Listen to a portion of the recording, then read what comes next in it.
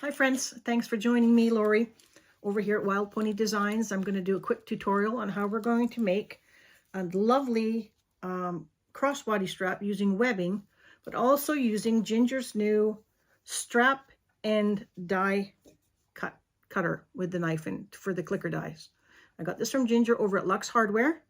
They do a pre-order. I know she'll be doing them again. This is so easy. It makes such fantastic cuts. And it's perfect. It's absolutely perfect every time. And what this has done is it's brought this 1.5 inch piece of webbing, and we can actually use 1 inch, where can I put this? You can see it, 1 inch hardware on the end, because it brings it down to a 1 inch, so you don't have to have 1.5 inch hardware. So very handy. Come sit with me for a while. Thank you for joining. If you can, like and subscribe, and we'll get going on this, and I'll show you how to make this strap. It'll probably take about 15-20 minutes. Thank you for watching. All right, so these are the pieces you're going to need to make this strap with the strap ends from Ginger's strap and die cut, which cuts out these nice, it's really accurate. It's much better than I can do by hand. So you're going to need the die. You're going to cut out 2.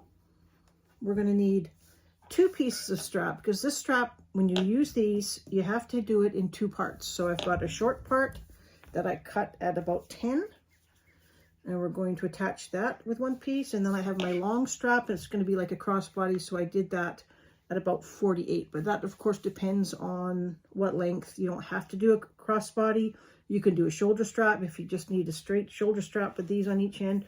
Just attach them to each end, but I'm going to actually make this like a crossbody adjustable. So we need a 1 inch, oh, I've got the wrong hardware, hang on just a second. Okay, I had the wrong hardware. I've got 1.5 inch sliders, and I only need 1 inch hooks, because what this strap connector does, it brings down the width of your required hook size to 1 inch. From 1.5 inches, which is kind of nice, because if you didn't have any 1.5 inch hardware, this one is a much better idea. So that's what I'm going to do. So I've got my 2 straps. Now, one thing I want to tell you guys, I didn't have a plain triangle ring, a rectangle ring, but I have sliders. But all a rectangle ring is just got a piece of slider in the middle. So I'm going to take my pliers. I'm going to take that piece of metal off in the middle. I think these are the wrong pliers. Hang on a minute. Let me see if I can do it with this pair. Yeah, let me grab another pair. Hang on. Okay, I've got a bigger pair of pliers, the needle nose pliers. And what you're going to do is you're just going to hook your pliers underneath and just open up that piece of metal and just take it right off. See, you're thinking I don't have the right hardware, and now you have a perfectly usable plain rectangle ring that we're going to use on there. So let's go over to the machine. I'm going to show you how we cut out the strap ends using Ginger's die from Luxe Hardware and more. All right, friends, so this is Ginger's die. This is the strap end die that we got from a pre-order, and this is for a 1.5 inch strap. And what this does, the strap end actually lets you use a 1 inch clasp on the end of the strap.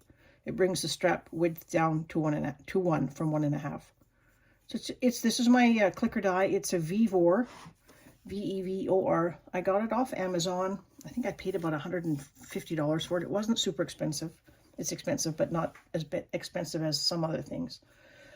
And I've adjusted it for this die, and what I'm going to do is I'm going to cut out some fabric. And basically with something like this, you can actually use scraps.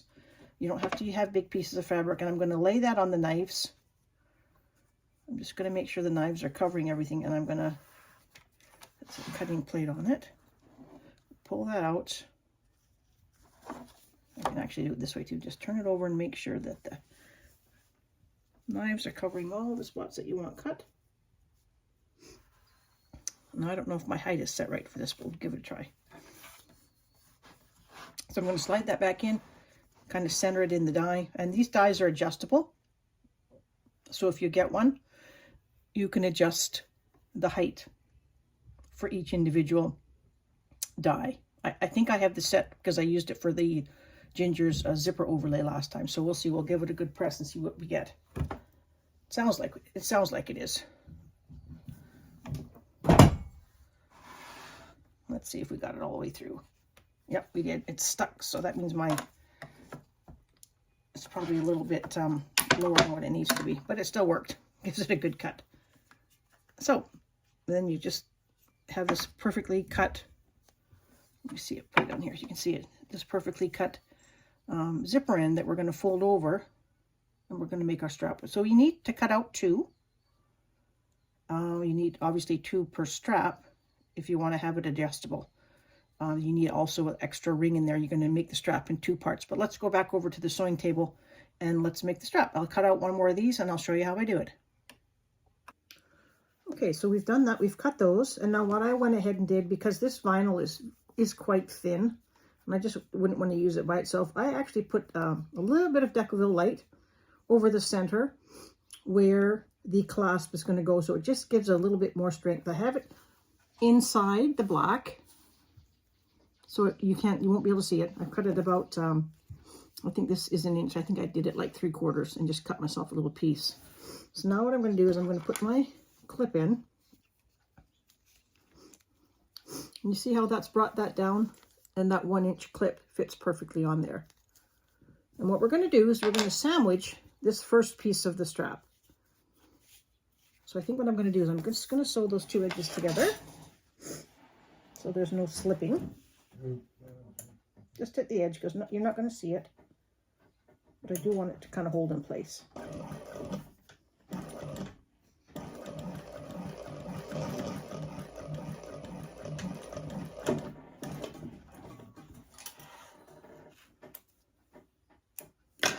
Okay, and what we're going to do is we're going to sandwich this around what we just did. I just want to make sure too that it's at the very edge, so I want to make sure that my edges here, if they're fraying, I want to make sure that they're all burned so they don't fray. And I am going to put a little bit of piece of double-sided tape on both sides of those.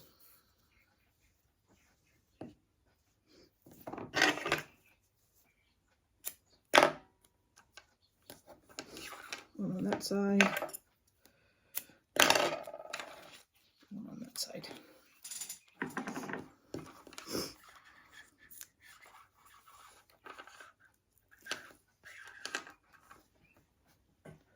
Place my webbing. See that right in there? Not too close to the bottom, but just far enough down so that it reaches the corners. That would be my preferred plot. Now I'm going to just bend this over. Tape to stick a bit better. Bend this over and I can see where it is on the other side, and I'm going to line it up. So basically we're making a sandwich of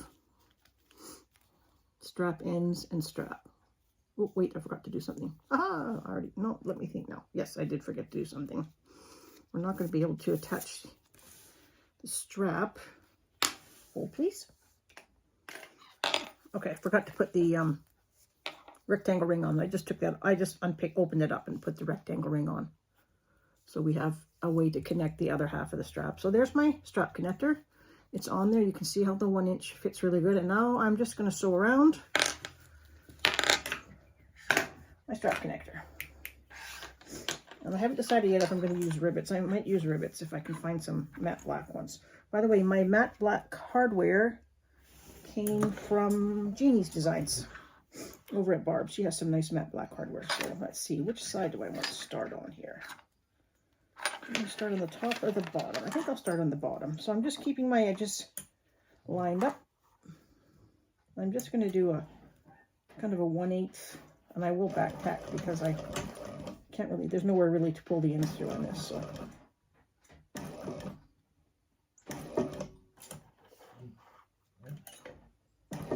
now you do have a little bit of thickness here, so just make sure your machine can handle it.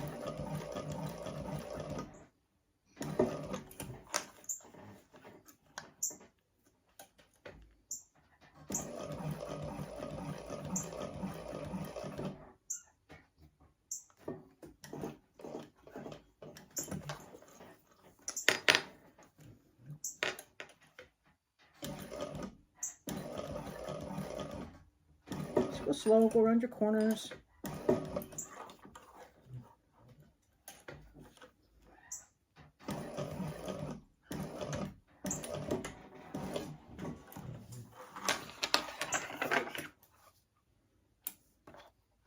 Now, if you wanted to, you could do a little X across here, but I think I might use some rivets.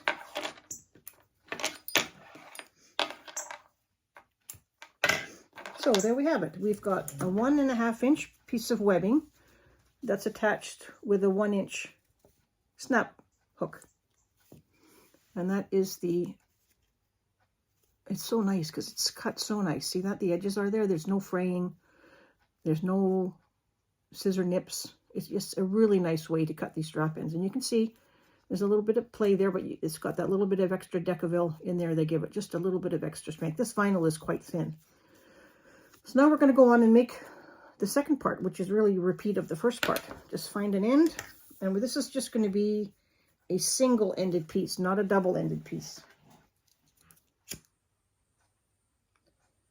We're just going to put it the same over here. With a double-sided tape.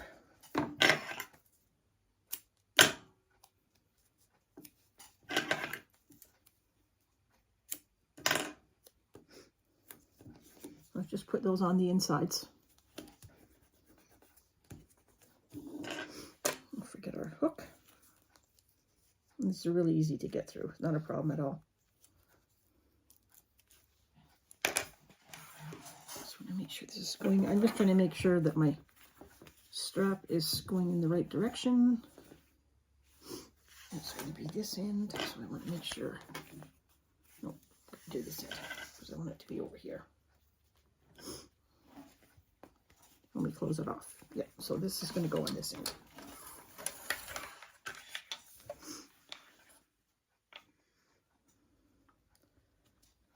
And I'm just centering, putting it on just to where it starts to curve. If you can see that very well, but I'm not shoving it all the way to the middle here because it will show just where the edge of the die cut piece starts to curve. That's where I'm putting my my webbing. Okay, so when we cover it, it doesn't stick out. So take that tape off, fold it over, make sure everything lines up.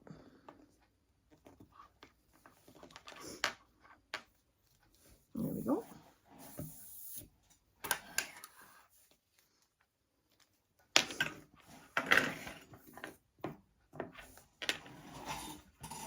And we're going to do the same thing. Just sew all around.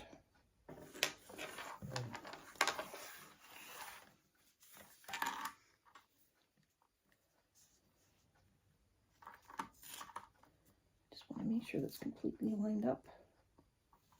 Even on both sides.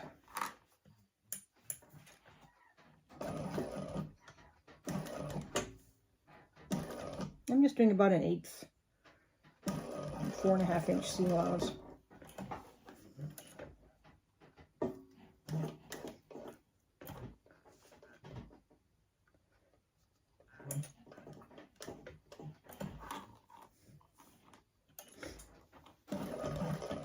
You can see where the end of your webbing is as well. Just don't sew past it because you want to catch it in all the seams. Do one more, feel where it is. Yep.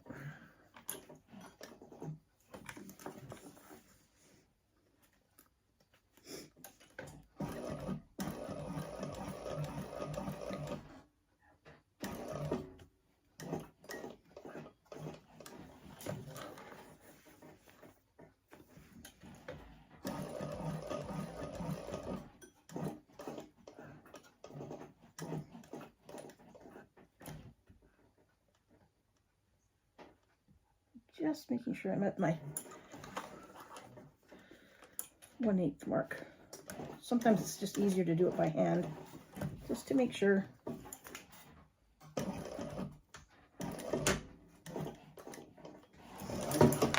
machine has a mind of its own sometimes. It's more like my heavy foot.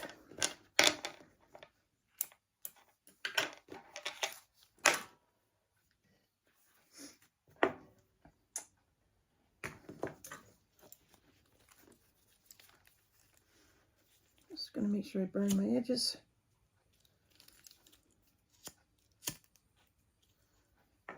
Okay, now we have our strap. 2 pieces of our strap. So now what we're going to do is we're going to take the piece we just made. We're going to thread it through. Put this on first, because it has to be adjustable.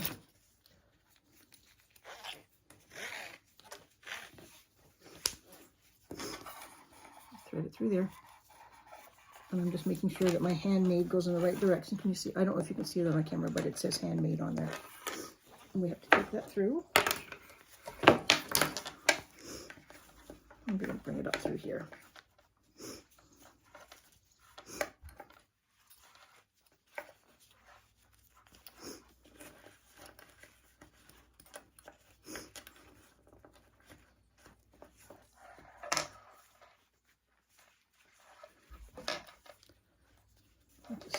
That's fraying a little bit.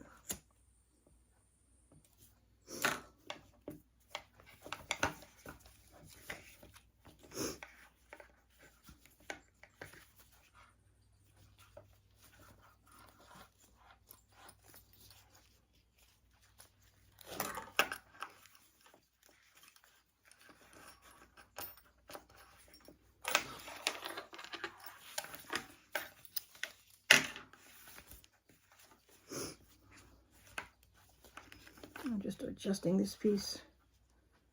I still don't like the way it looks like it's framed.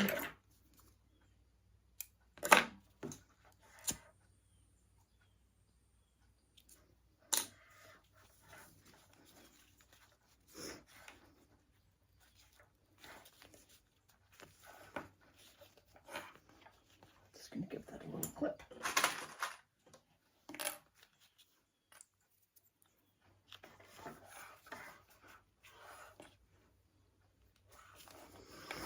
Just double check to make sure we have, that's basically the strap is made, guys. It's cute, cute, cute. Look at that. So we've got both ends. We have the triangle ring for the 2 parts, the slider, and all it's left to do now is just for me to sew the slider on. And I can do that.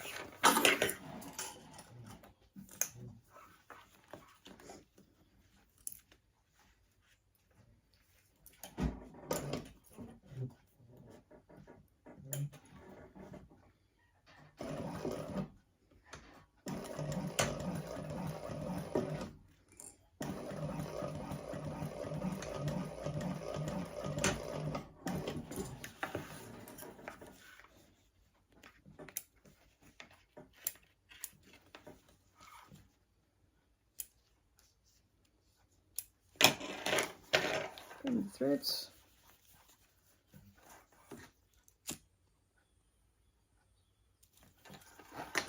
And that's it. That's our strap finished. It's really, really easy to do. But it makes it so much easier when you have this clicker die from Ginger over at Luxe Hardware. She does them on pre-order, and I'm pretty sure that she'll do them again. But that is our 2-piece strap. Look how nice that is, guys.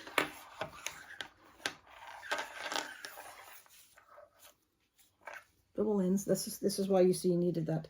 Now, if you just want to make one strap, just one long strap, you wouldn't have to use that middle slider there. You could just make it all one long piece and not have to worry about that. But that's it. Super easy and fun. Nice addition. Finishes off the strap. Makes it a little bit more finished, I think, than just... and I think I might put rivets in that. I haven't made up my mind yet, but it looks pretty good without even. But that's it. Ginger's die. Go have a make.